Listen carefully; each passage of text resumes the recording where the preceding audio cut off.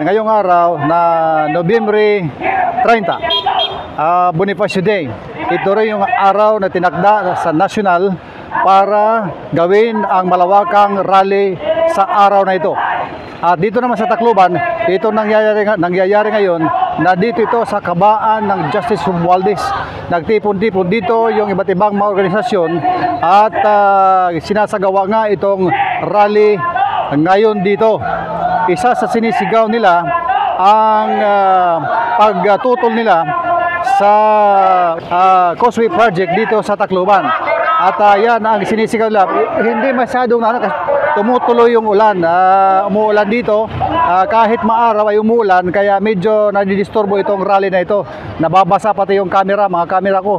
Yung camera ko nababasa na rin dahil sa ulan. At bigay ko sa inyo ang location nila. Nandito sila sa may Justice Romualdez at ito ay nasa likod ko yung RTR Plaza.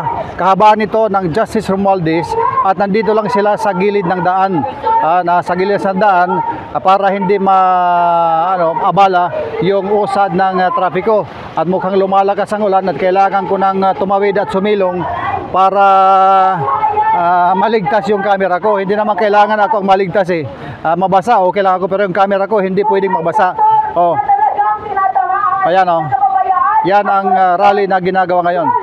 Sandali. So sa pagpapatuloy ng ating pag-uulat, ayan na po at lumalakas ang ulan. Nakisabay itong ulan na malakas, pero sa likod niyan, kahit na umuulan ng malakas, ay tuloy pa rin ang kailang protesta. Tuloy ang kailang programa. Nakakasimula lang, ilang minuto pa lang ang nakakalipas hanggang sa ngayon. At kahit malakas ang ulan, tuloy-tuloy lang ang kailang programa. Yan po diretso dyan. Yan po yung Justice Romualdez doon, papuntang downtown yan. At dito sa area na yan, yung sa likod nila, kung saan sila nakatayo ngayon, RTR Plaza yan. Nasa gilid sila ng RTR Plaza. Ito naman, mula yan sa may Plaza Rizal, papunta dito sa ginagawa ng rally. So kung makikita ninyo ilan sa mga karatula, kung klaro sa inyo, ayan Marcos Duterte Pabatunon, ibig sabihin panagutin.